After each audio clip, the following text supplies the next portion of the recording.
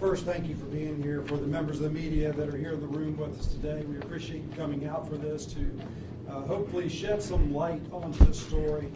We shouldn't even be here today on multiple fronts. We shouldn't even be standing here. You shouldn't be having to spend time in your day even having this conversation. But we are here because there are a handful of sheriffs in North Carolina who have chosen for political reasons, purely political reasons, to shirk their responsibility as law enforcement officers, upholding the law, and just to do what other reasonable law enforcement members do every single day. And they've been doing for decade after decade, and that's cooperating with each other on the local, state, and federal level. It's a very simple thing to do. It's very simple to pick up the phone and make a phone call to a member of ICE and let them know what's going on. But we have sheriffs who have chosen not to do that.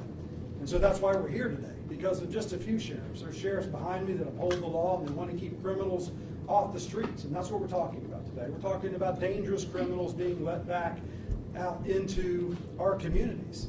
And that's unconscionable in today's age. That doesn't have to be, and certainly that shouldn't be. Yes, we are a nation of immigrants, and we should be a nation of legal immigrants, but we're also a nation of laws and a nation of rule of law, and everybody, because of that, has to follow that law.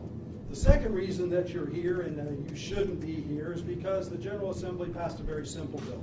They shouldn't have had to pass the bill at all, and they wouldn't have had to even write the bill had the sheriffs been doing what has traditionally and historically been their duty for a long time, and that is to cooperate.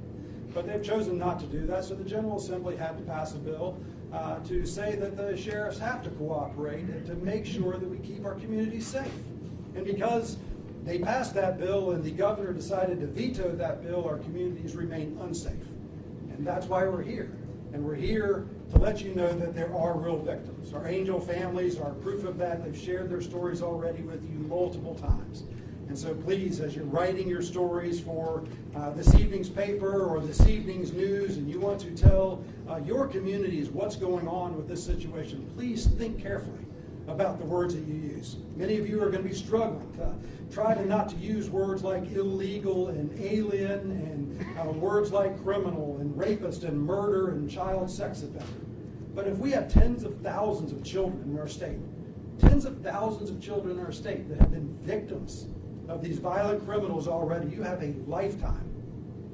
Tens of thousands of lifetimes of victims in our state that are going to grow up with that on their mind.